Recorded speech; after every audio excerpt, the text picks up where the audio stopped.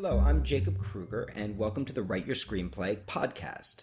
As you know, this podcast, we don't look at movies in terms of whether they're good or bad, 2 thumbs up or 2 thumbs down. Instead, we look at movies of all kinds, movies that succeed, movies that fail, great movies, bad movies, old movies, new movies, and we try to look at them in a way of what can we learn from these movies as screenwriters. Today we're going to be talking about Nightcrawler, Dan Gilroy's script. And we're also going to be talking about a lot of other movies that kind of fall into the same genre, these political, character-driven movies that seem to succeed so well, being kind of subtly political rather than overtly political. Just a warning for all of you, there are going to be spoilers in this podcast, so if you have not seen Nightcrawler yet, you should definitely run out and see it. Nightcrawler is a really interesting script. I feel like if Taxi Driver and Network got together and had a baby, it would probably be something like Nightcrawler. The script succeeds on many merits. It succeeds on the merit of its spectacular dialogue. It succeeds based on the great performances by Jake Gyllenhaal as Louis Bloom and Rene Russo as Nina Romina. It succeeds on the world, a world that we have not seen before, that we feel like maybe we should be familiar with, but we're not. That world of freelance newspaper photographers, which is a world that we've never been exposed to before. And it succeeds on the basis of some really bold writing choices that integrate a strong political message, a real indictment of our media in a way that we really haven't seen since Network or maybe Bowling for Columbine, in a way that never feels preachy, that never feels like I'm being told what to think, in a way, in fact, that even somebody who doesn't necessarily agree with the writer can still be moved, can still be taken on a journey, and maybe even can still have their thoughts changed just a little bit by this film.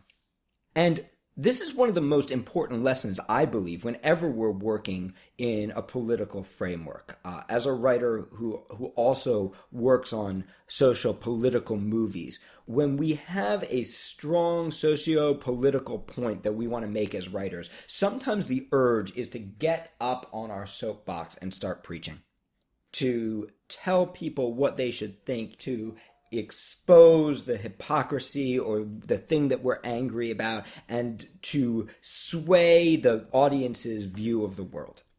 And that is a really strong urge, especially for those of us who do want to make a change and who do see the media and film as such a powerful opportunity to make a change. Sometimes we fall into the trap of getting into our soapbox, or the worst version of this, we've all seen those movies with the big speech at the end that tells you what to believe. And instead of doing theme, we're doing moral. And instead of having real characters that people can care about, we're having political puppets that we're moving around on the screen.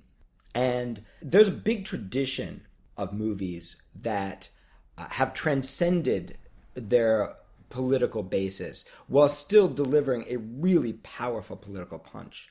And some of these movies obviously clearly influence Nightcrawler. We can see Taxi Driver all over Nightcrawler.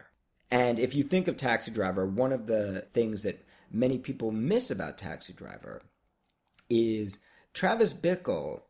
He may be a psychotic, but he's also a Vietnam veteran. And there's a great line when Travis is going to buy his first gun.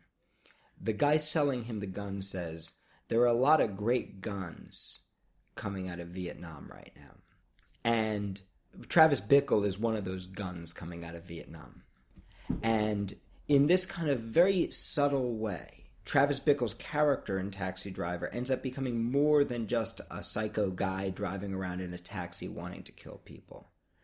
He becomes a political message. He becomes a statement about what happens when you put people through a dehumanizing experience and then turn them loose into the streets.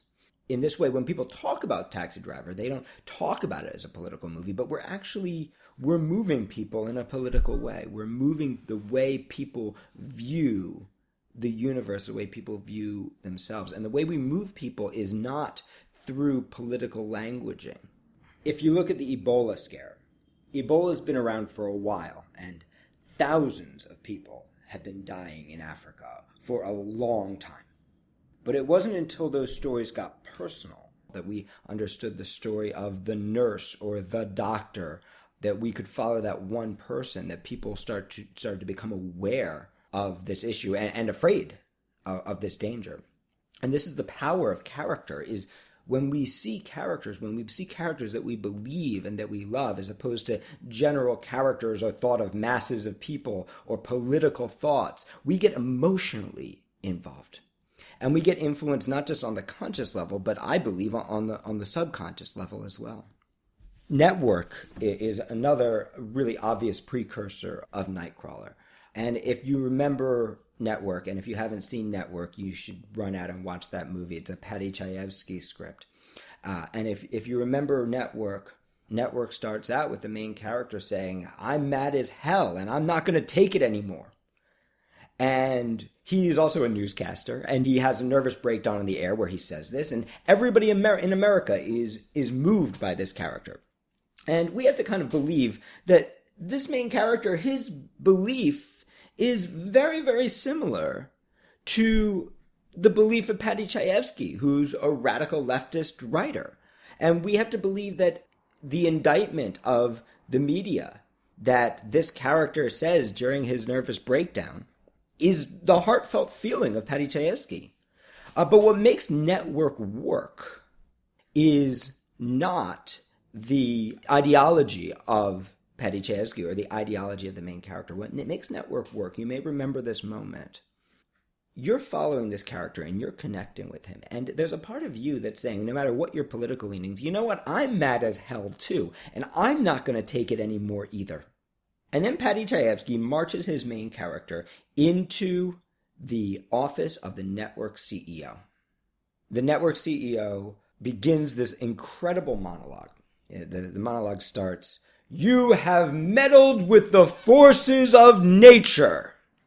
And the Network CEO basically reduces all of the main character's arguments down, just destroys them, just completely destroys everything he believes, explaining exactly why everything that he's been fighting is absolutely necessary to the survival of America.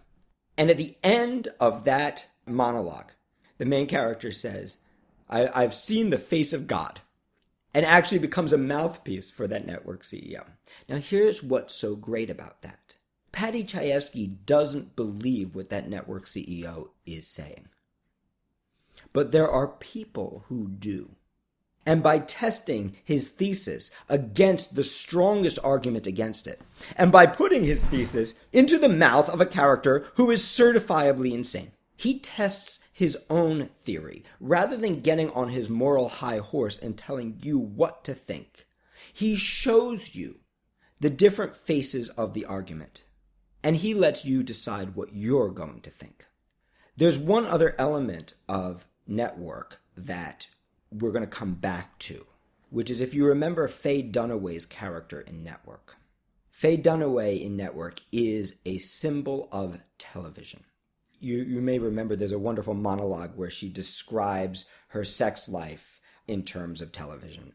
Everything she does is like television. When she gets to the very end of the movie, Max even says to her, "You're television." And this is a technique, and we're going to get to it in a moment. This is a technique that Dan Gilroy uses in Nightcrawler. The idea of allowing a character to become a symbol.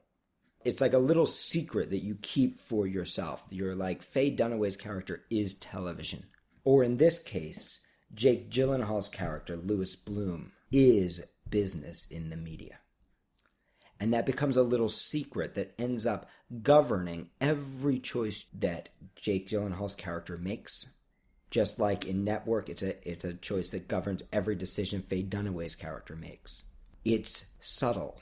It's not rubbed in your face. Instead, it becomes part of how you think about the character. It becomes your little secret in your back pocket. I want to talk about one more movie that's a political movie where the politics are buried, and that's Beasts of the Southern Wild.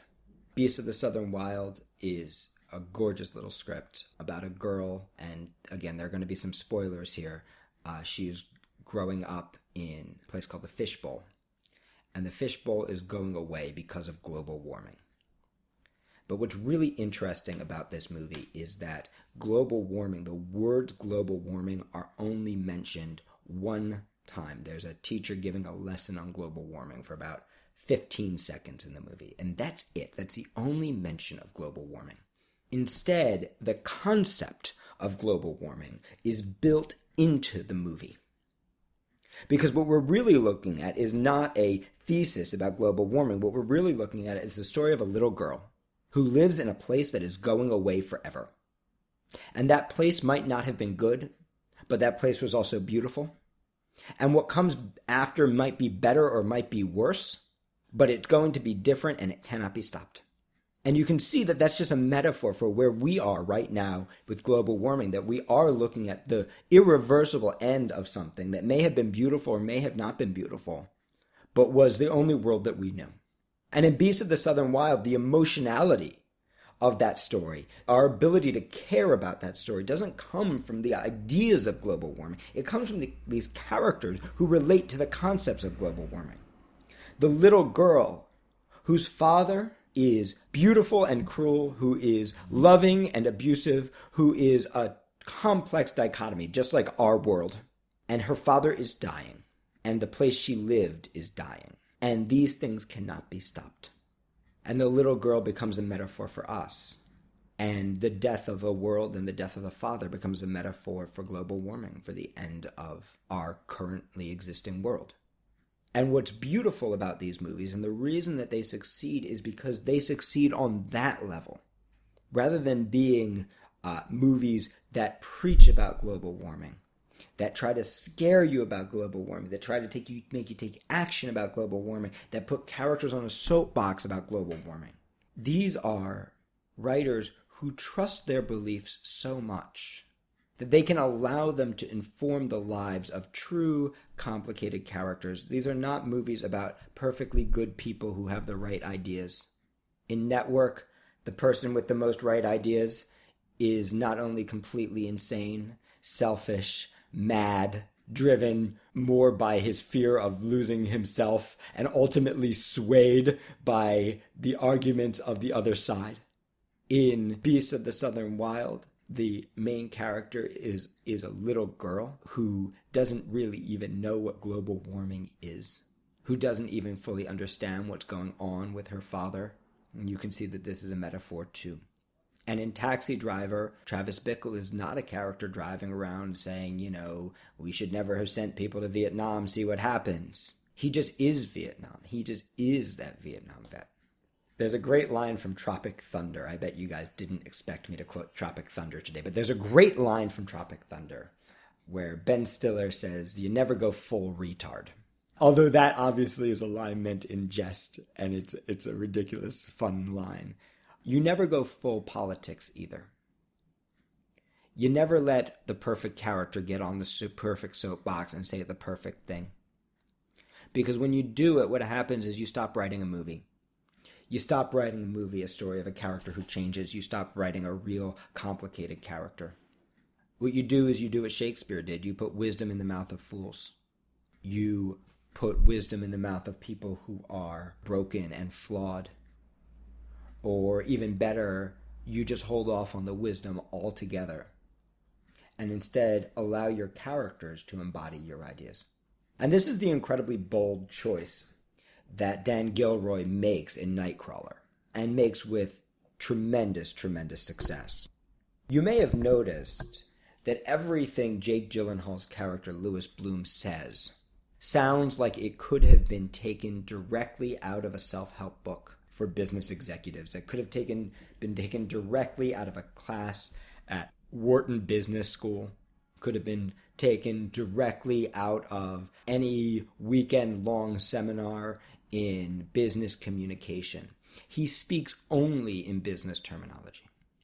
And that is a huge choice for a character. And you can appreciate what a great actor Jake Gyllenhaal is in his ability to carry it off. And you can see that this is that same exact trick that we saw with Faye Dunaway's character in Network. That same exact trick. It's a hugely bold choice. But this character is only going to speak in terms of business. And by the very nature of his speak, of course he is a sociopath. But the important thing, he's not full sociopath. In other words, his job in the script is not to be a sociopath. He's not just to be the crazy person that we write off.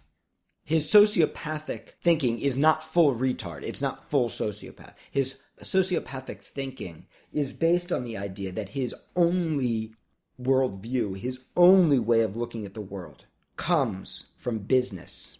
He is incapable of forming relationships beyond what serves his business interests. He is incapable of talking to people in a reasonable way, except in terms of what does he want and what do they want. Now, that doesn't preclude the fact that this character has a whole psychology. In fact, by the end of the movie, we're able to find out that he doesn't like people, that he has an anger towards people, that there's a psychology underneath the psychopathy that makes him alive and real. It's a creative choice to let him speak like this, and you may notice most characters have some kind of backstory. This character seems like he came out of nowhere. It seems like he did not exist a week before, a day before this movie started. And this is not a character who's desperate to be in the media. This is a character who's desperate to be in business, in any kind of business. In the first scene, we see him try to take a job at some crappy metal shop, and he can't get hired because he's a thief. He wants any job because he's driven by the idea of commerce. But he also has a strong want, which is what a character needs, right? He has all the makings of a real character. He doesn't exist to be on a soapbox. He's not talking about business. He's just talking only in terms of business. He is trying to get what he wants by using business terminology. His foil in the movie, Rene Russo, plays Nina, who is the network producer, news producer, who needs his shock and awe gory footage. And he wants her. And she is almost as compromised as he is. She already has very little moral compass. She already cares more about her career than she does about the effect of her work on other people or in society, or her responsibilities as a creator of the news or a reporter of the news, producer of the news. She's already deeply, deeply compromised. In fact, she's in conflict with another producer at the network who has maybe some degree of a moral compass about what is right and wrong. But she is just 1 degree more human than him. And over the course of the movie, we're going to watch her compromise that last little bit of humanity that she has, agreeing to a sexual relationship with him in return for his footage. And of course, this is human. This is not political. This is human. This happens to people all the time. Not literally, but emotionally, metaphorically. There was a time when she was a bright young producer, probably just out of college, getting her first news degree and wanting to change the world and believing in love and believing in the news and believing in what she was doing. And over the years, she has become compromised by the business in which she works. She has lost her humanity. And of course, our job as writers is to make the past present. And the past becomes present by taking away that last little bit of humanity that she has left. And this is orchestrated through the character of Louis Bloom, this symbol for the world in which Nina works. Because we do have a news media that is driven by these capitalistic ideas. We do have a news media that is compromised by its need to be capitalistic, to make money, to deliver ratings, by its competition with other news networks. We do have a news media that doesn't report the whole story, that reports the part of the story that will make money, or that will have the longest legs, or will get the highest ratings. That is where we are right now. And it comes directly out of exactly the same kind of totally reasonable business thinking that makes up Jake Gyllenhaal's dialogue. Because the truth is, everything Jake Gyllenhaal says is totally reasonable and rational. It's exactly the kind of things that an MBA student should be learning.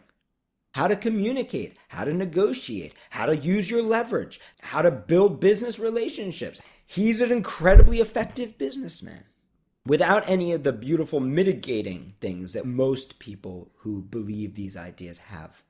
It's very rare that you find a person, although I'm sure they exist, who is as purely driven by an ideology as Louis Bloom.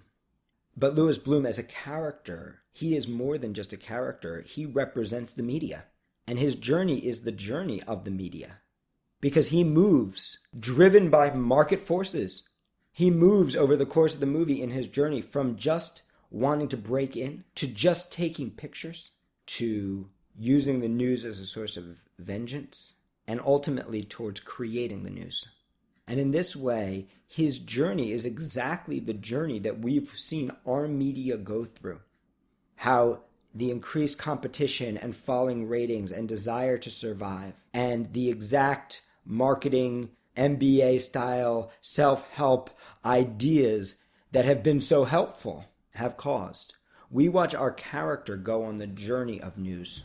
And in the process of going on the journey of news, we watch him dehumanize those around him. We watch him dehumanize Nina even further than she's already dehumanized. We watch him take that final step that perhaps our news is taking.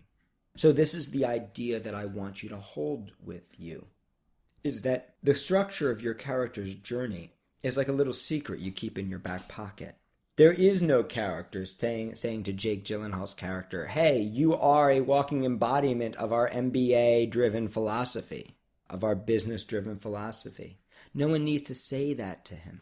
No one needs to come out and say, hey, this is wrong. He doesn't need to go through a crisis of confidence about, hey, what am I really doing? He doesn't have to be likable in that save the cat way. He just needs to be committed to his ideals and make big choices in relation to them. But that journey is like a secret you keep in your back pocket. And as you start to think about his journey, you can simply think about, well, what is the news? How does the news work? What happened to the news? How did we get here? And how can I make the past present in Louis Bloom's story? How can I watch what happened to American media happen right in front of my eyes in this movie? And in this way, you have to trust that your beliefs are powerful and true enough that in this organic way, they will be communicated. You have to trust that rather than having to stand up on your soapbox, that you can simply show the world the way that you see it and that other people will understand. So thank you for joining me on this podcast. If you would like to study with me in New York City, online, or on our international retreats, you can go to www.writeyourscreenplay.com. Check out all my classes, as well as our one-on-one ProTrack program. Again, that's www.writeyourscreenplay.com.